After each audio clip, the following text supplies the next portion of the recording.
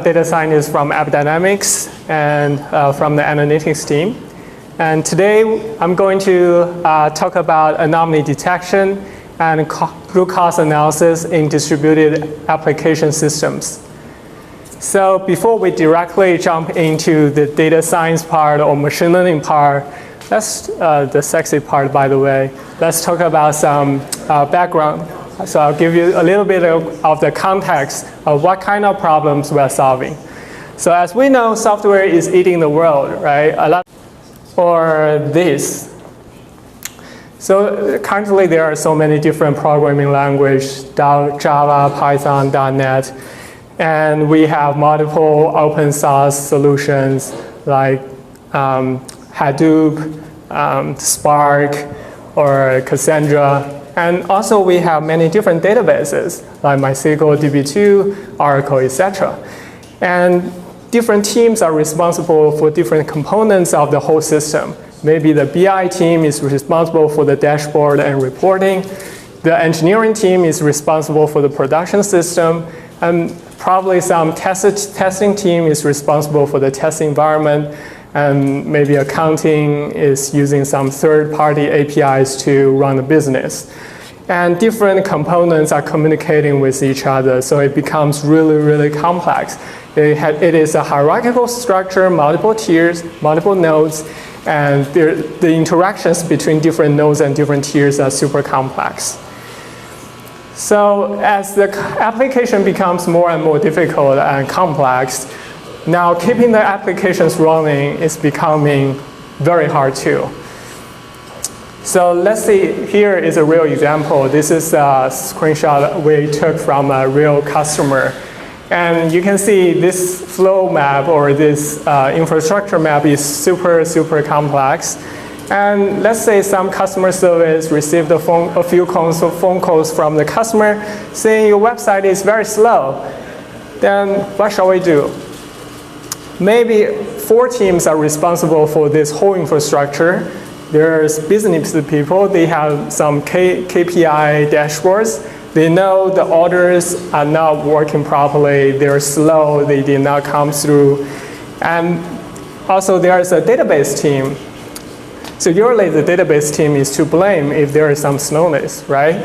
But here it seems the database team check the dashboards, it seems everything is fine. On the database side, they said, oh, let's blame the network. For the web engineers, they check their own dashboards and metrics saying it's not the database. But for the network engineers, they will not be able to find the problem because all the metrics look nice. So what's going on here? How can we troubleshoot this issue? So in this talk, we are going to give a brief introduction on how we can discover anomalies and find out root causes through some machine learning techniques. So the first challenge here is the enterprise applications are very complex. A lot of companies have maybe thousands of nodes, maybe tens of thousands of nodes. And the communications between those nodes are very, very complex. And in addition, the data generated from this complex application is very complex too, and they are usually heterogeneous. For example, we receive a lot of time series data, like KPIs, CPU usage, memory usage, etc. And also we got a lot of categorical data as a feature space. For example, we have like username, countries and regions as categorical values. And also we have graphs, right? So those flow maps or communication forms naturally follows a graph. So the data is heterogeneous and its volume is massive and growing.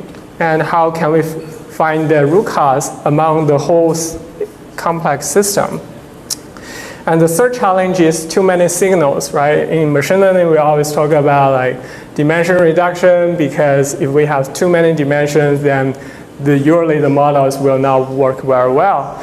So here, if we have too many signals, which means there are too many different distractions. And how can we accurately find out the real root cause? And if nothing shows up in the dashboard, does it really mean our system is working properly? Can we find some anomalies out of that? So that's a question we want to answer today. So here is our solution. We propose a relevant fields approach for anomaly detection and root cause analysis. And we combine the machine learning and, of course, the engineering side because we want to ship the feature as a product. So to organize the details of the technical parts, I'll organize the talk as a couple of Q&As. So the first question is how to get and organize the data. So as I just mentioned, we have lots of data. Some numerical values, some are time series, we have timestamps.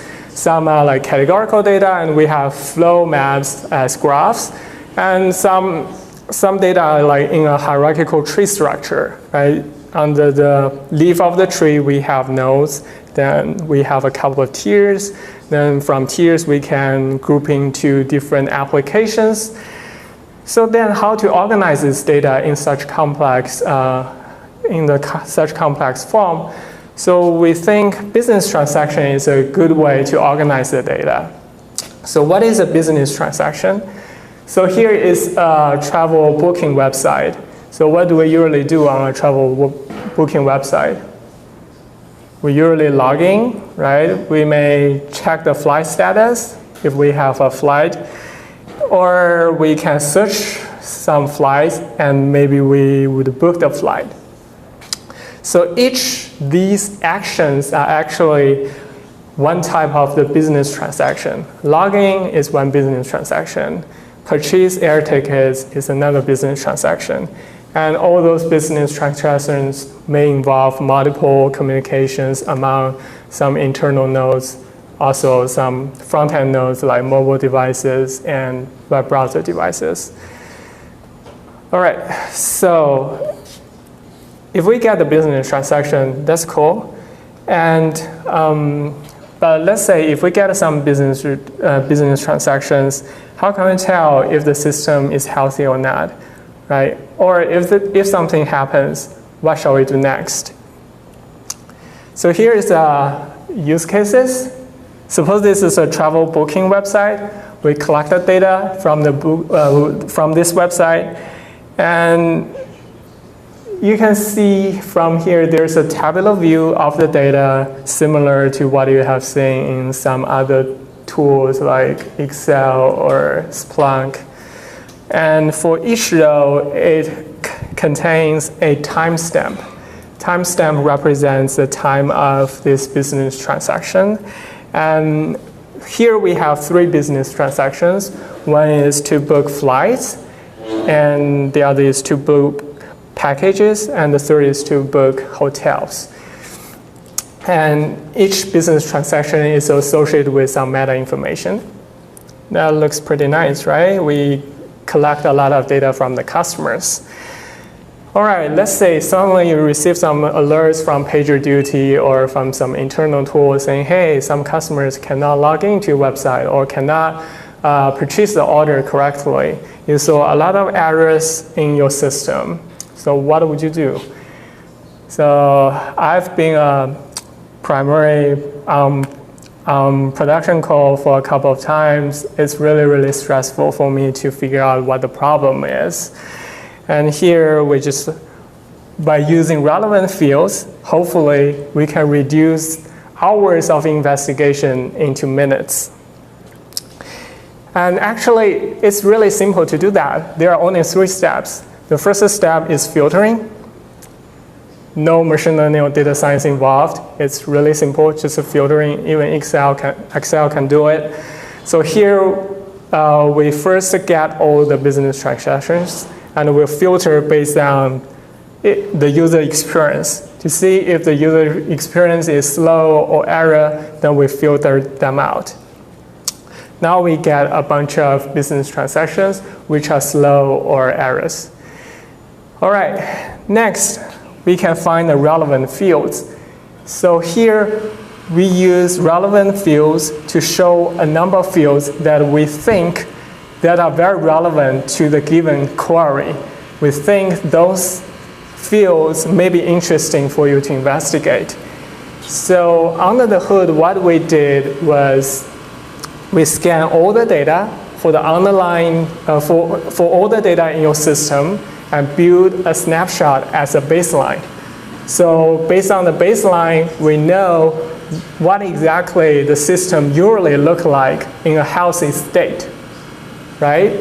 And next, here we are searching for the error or slow transactions. So based on those couple of transactions, we also scan those transactions and find out what the keywords are frequent in the given context. So by given a baseline which models the normal behavior, and also another set which models the behaviors of the current context, we can do some difference delta matching to see what fields are really interesting in this context. So here we show a relevance score from 0 to 100. I'm going to show how we calculate the score exactly and what those scores represent. But here in this example, as we can see, the airline AA has 99 as a relevancy score. This is because among all the travel bookings, AA is about 2% of all the bookings. But here, for the slow transactions, 82 of the slow transactions are from AA. So probably we can suggest AA could be the root cause of this problem because it is 41 times more significant than normal. So solely based on those scores, can we tell what is the root cause? So probably, right? We can direct the DevOps guys to the AA collector because probably the travel booking side has some problems connecting with the AA gateway or AA connector.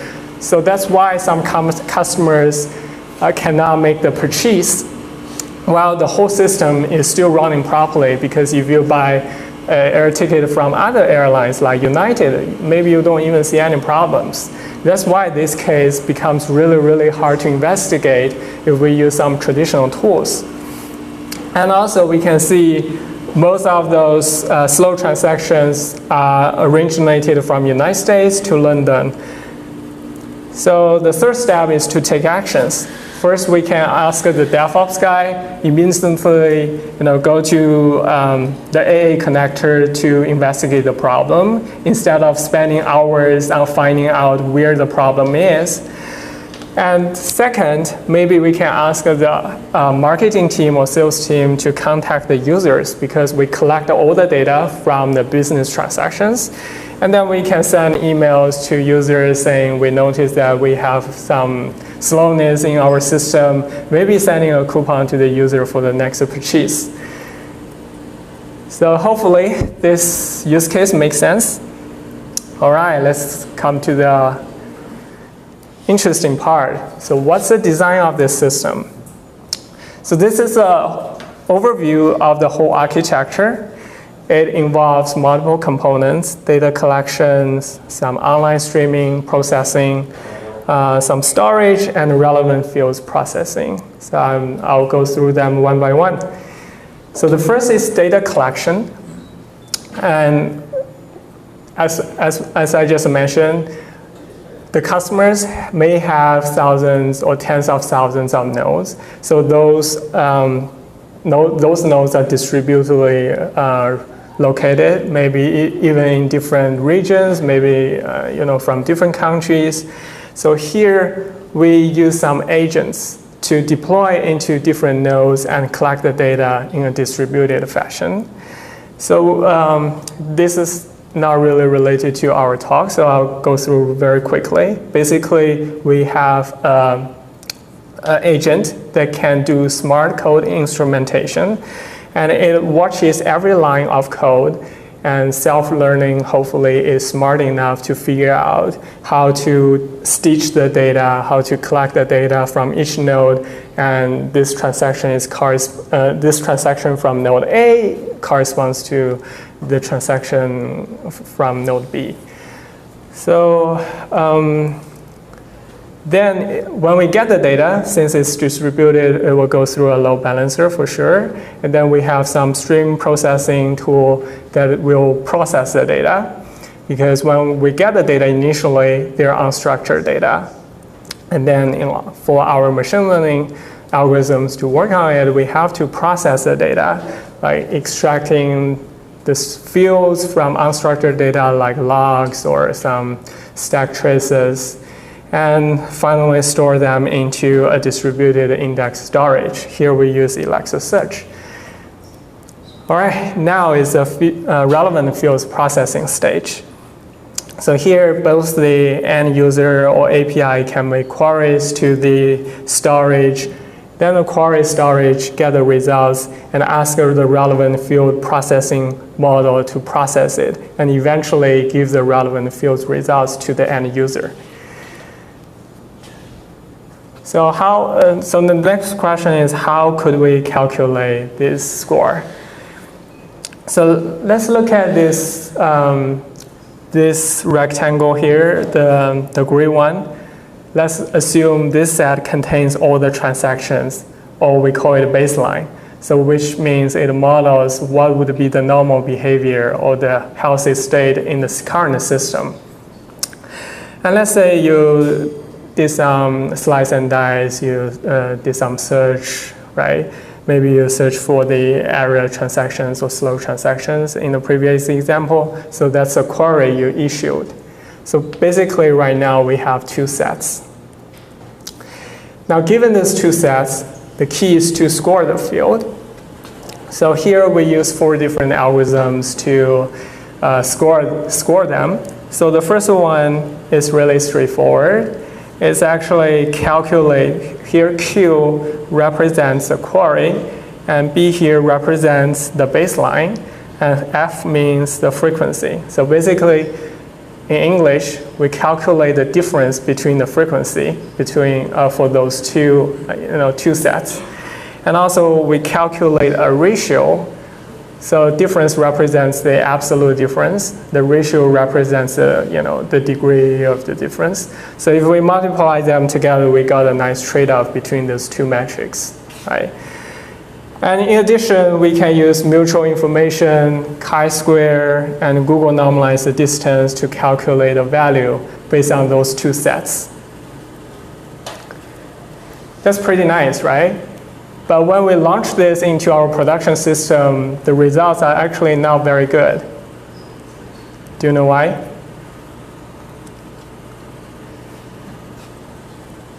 So the reason is because of the baseline. So here, let's pause this example just for a moment. So I want to use another example to explain why we want to have dynamic baseline. How many people have worked on, say, NLP or text mining? Cool. So let's say we want to do some text mining on Wikipedia articles. And if we work on English articles, so in NLP, there is a term called stop words, which means a lot of English words, they are popular or common, but they don't really contain any meanings, like the word the or n, right? They don't really contain too much semantic information, but they're really popular in English documents. So let's say here, if we want to do some text mining on the English articles in Wikipedia, so the whole English article in Wikipedia becomes a baseline, and we query for data science. So we may collect 2 articles representing data science in Wikipedia. And if we calculate the relevant score, what would be the field that having very high relevant score? Probably data science, machine learning, or analytics could be 3 top keywords for those articles, right? because machine learning does not necessarily appear a lot of times considering all the English articles in Wikipedia, but it appears very frequently in data science articles. So that's cool. That means this approach works. But how about if we use all the articles on Wikipedia, no matter what language it is? We can use English, Chinese, Spanish, Italian, whatever language. We just get all those data and run the relevant fields. So in that case, probably the stop words will dominate the relevant fields results. Why? Because those stop words are really popular in English, but they are not really popular in other languages. So if we use all the corpus as a baseline, then probably the keywords or the stop words showing up in the data science articles may showing up in the relevant fields. So that's a problem we also have seen in our production system. Here, if we map the language example back here, maybe each language represents one entity. So we have n different entities. In the Wikipedia example, we may have like hundreds of entities corresponding to different languages. All right, so if we use the whole data, the all transactions as a baseline, and we use the query transactions compared against the whole transactions, probably we won't get very good results because a lot of popular terms contained in transaction of entity 1 will also showing up in query transactions. Right? We don't want to see those common keywords. Like back to the Wikipedia example, we don't want to see those stop words showing up right here. So how can we solve that problem? So actually it's very simple, right? We simply, in the Wikipedia example, we simply just use English, all English articles as a training example, as a baseline, and then we won't be bugged by the stop words. That's one solution. The second solution in NLP is to keep a list of stop words. Because in English, the number of stop words are always limited, so we can keep a dictionary as a blacklist. So here, can we use a similar idea? So I guess the blacklist or stop word list strategy doesn't really work here. First, it's not elegant, right? Machine learning people don't love non-elegant approaches. And the second reason is sometimes we don't even get the list of stop words because we are working on some enterprise data. So our data sometimes cannot be manually analyzed by human beings. They're like machine-generated data or they're time series. How come we can get popular terms or stop terms from those data sets? It's really, really hard. So we decide to use the first approach. Basically, we dynamically infer the baselines based on the query context. So if the query is working on a certain entity, and then we dynamically change the baseline to the same entity. Does it make sense? So we have two dimensions to define the entities. So first is the physical entity. So maybe different applications can be regarded as different entities. If, say, I'm in say Expedia or Priceline, they may have different, multiple applications, right? They may have booking application, may have some payment application. They may also have some, ordering application. So if our query is limited to one specific application, we also should limit our baseline entity to the same application. And we have multiple dimensions on the physical also. We have different applications, tiers and nodes, etc. And another thing we need to consider is the time. Why? Because new data is always more valuable than the old data, right? Say, I'm probably more interested in the data in recent 2 weeks than the data like 2 years ago. So we also need to consider the temporal effects in our data set and have a decay factor to minimize the effects of some really old data. And another question here is, it's pretty cool, right? We have 4 different scoring algorithms. We can launch them in the production.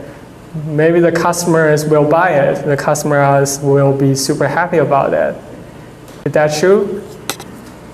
Probably no, right? So as we can see, those 4 scoring algorithms give us unbounded range of scores. So let's say if we are using the first scoring algorithm, it may give a score from 0 to a very, very large number. If we represent a score showing, hey, we found a field that I think you may be interested in, but its relevancy score is, say, 345. So what does it mean, 345, right? Because our human get used to a range of scores that we're familiar with. Like if we're on Amazon, we may expect a score from 1 to 5 based on the reviews. If we take exams, maybe if there is a score from 0 to 100, we know, okay, how bad or good we are doing in this exam. So similarly, in order to provide a machine learning application that everybody loves to use, hopefully, by the way, we want to convert the score into a range of 0 to 100. So here we use a function derived from sigmoid function, and we can plot it nicely here. As you can see, no matter how large the score is, the derived score will be always from 0 to 100. Then some people may ask, how did you derive this function? It's apparently there are so many different ways to derive different formulations, right? So here we use a trick. So we gather some data from customer. We have some real data. And then we plot the data. And also we have some small table like this. So one column, the first column is baseline frequency or baseline probability. The second column is the query probability. Let's consider the first case. If the baseline probability is 70% and the query probability is 80%, which means it's 10% higher. It's meaningful, but it's not really significant. So we want this score to be less than a certain threshold, right? And the second example, the baseline probability is 1.8. and the query probability is 2%, there's only 0.2% difference. So probably that means basically there's no difference, considering sometimes the data are noisy, there are always some different things in the data. So 0.2% difference really doesn't mean anything. So the score has to be less than probably 10.